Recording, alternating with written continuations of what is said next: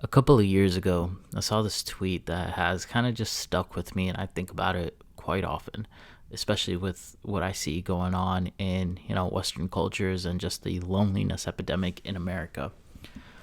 It was this guy talking about his sister and how she was homeless, and she's trying her best to get back up on her feet. And I was pretty shocked and I was really surprised. And even though I've basically lived in America my entire life, but it kind of just opened my brain up to this entire new set of thinking in a way, because I was completely bewildered, to be honest with you. um it was not a thought that really registered in my brain. Like, what do you mean your sister is homeless or was homeless? Like, what do you mean by that? Like, how is that even possible?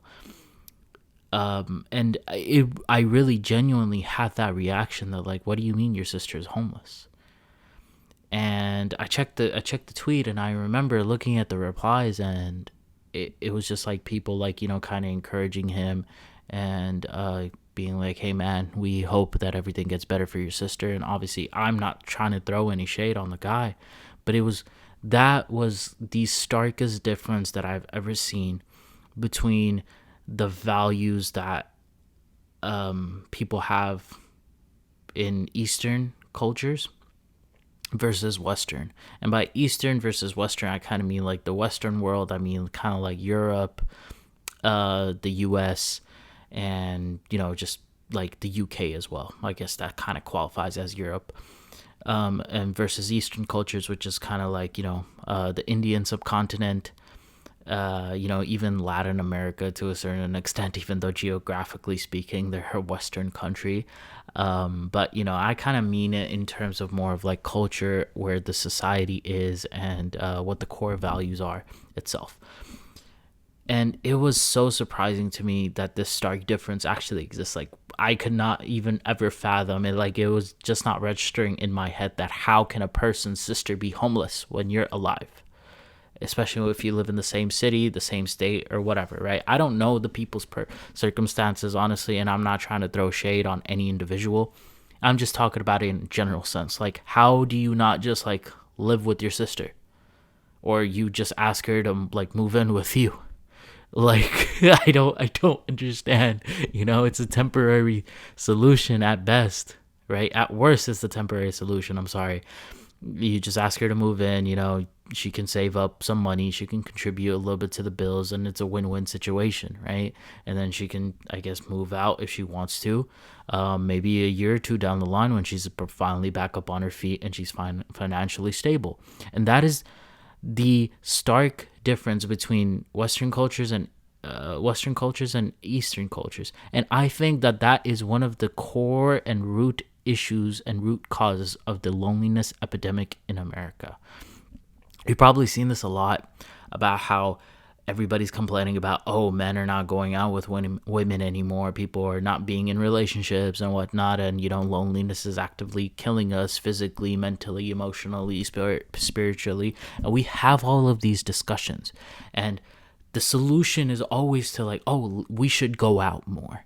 My generation, especially for millennials or maybe Gen Zers or Gen A'ers, I don't even know what the next generation of people are, honestly. But their solution is always like, oh, we should always go out more. But we're not addressing the root cause of the problem.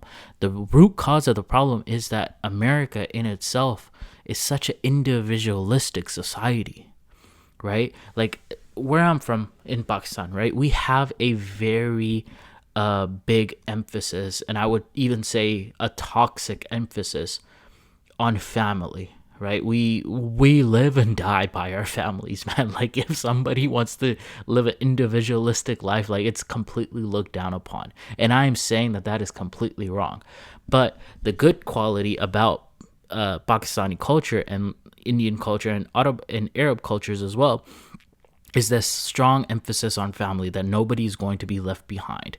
Obviously, it opens the door to a lot of toxicity, to a lot of abuse as well, but I think it's something that we need to encourage people to do in America, at least, because as long as we keep on living in an individualistic society, and as long as we keep on being selfish with everything that we do, I think that loneliness is only going to get even worse. Okay? Think about how many times you actually go visit your parents. It's not, maybe you'll go home for the holidays or whatever, and that's probably once or twice a year. It's not enough. Like, your parents are old now. They only have each other, especially this whole culture of, like, moving to Florida for retirement. Like, what do you mean you moved to Florida for retirement? Why don't you just live in the place that you want to retire at? I understand some people are not going to be able to afford it at the moment, but, like, why don't you just retire in the state that you actually are living in right now?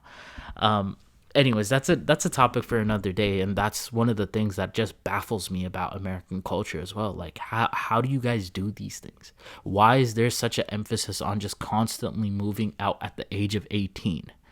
And then you're just off fending yourself against the wolves. I just don't understand it.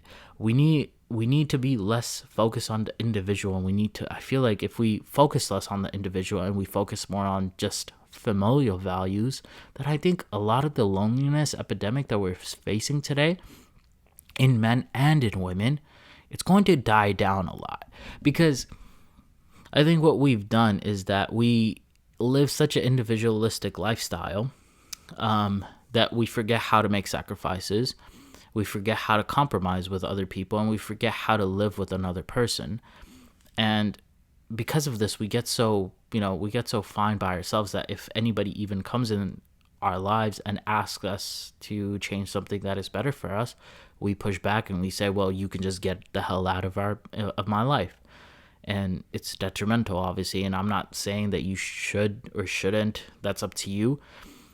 But it's a cause of loneliness as well. And I'm not gonna lie, I feel like social media has kind of made it much worse to feel lonely, because if you're constantly out there and you're constantly just comparing yourself to people who are going on road trips with their friends or with their wives or going on their honeymoon or going on vacation, then you're going to feel even lonelier. But the one good thing that social media has done is, kind of give you a plethora of friends to actually pick from. I even know this, like, when I was growing up, I had some gaming friends that I just made, like, on Call of Duty, that I had never met, and I still don't know their real name. But, like, whenever I would hop on Call of Duty, we just played together, and it was amazing. It was great because it was just the sense of community within Call of Duty, and that was like our shared value, or that was our shared hobby, I guess, in a way. But you still need and crave that physical aspect of meeting and talking to somebody in person. And because I had that, because I had friends that I was growing up with in the apartments that I was around, it like, having friends on Call of Duty kind of just enhanced my experience, so I didn't feel left out as soon as I would go out in the real world. Right now, what we're seeing is that we have people playing video games all the time, and I'm not looking down upon that because I love video games myself, but we have these people playing video games constantly, and they have no face-to-face daily interaction with other people, and because of that, they don't want to live out in the real world either. And I'm not gonna lie, it's gonna do irreversible damage if we don't fix this. And one of the solutions is really that, like, man, we just need to bring the family unit back, but also we need to stop placing so much emphasis on the individual. We need to learn how to make some sacrifices to live with other people. And I'm not gonna lie, man, loneliness is literally going to kill you. Like, emotionally, physically, spiritually, mentally, whatever it is. There's a reason why a lot of old people, when they are kind of just abandoned by their families, they go insane. Because they feel lonely, man. Like, it's not a nice existence, I'm gonna be honest with you, like, not having your family around. And I remember, like, growing up, I used to think to myself, like, oh man, like, I can't wait to, like, just do things by myself and not have anybody question me, like, what time am I coming home, what time What time am I leaving, like not having to answer to anybody. And that itself is a tragedy as well. That, you might consider it a blessing that nobody's asking you what time are you coming home, but it's also the curse as well. Nobody's there to ask you what time you're coming home. It's a two-edged sword. But yeah, we definitely have a loneliness epidemic. We definitely need to solve it. Go out with your friends, make some plans with them, of course, and have that face-to-face interaction. Even if you have friends in real life and you only see them through the game, go out, grab a meal, watch a game together in the same place. Just be, be in close proximity with somebody, physically speaking. Go out with the boys, maybe go out for a run, go out for a hoop session, go out, play some football, or do something fun together.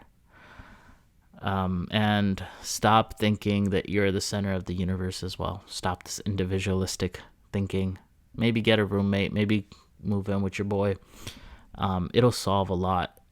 It'll teach you a lot as well on how to live with somebody, and take care of your family, man. But anyways, I'm sorry. I was completely all over the place in this episode. This was episode number 56, by the way.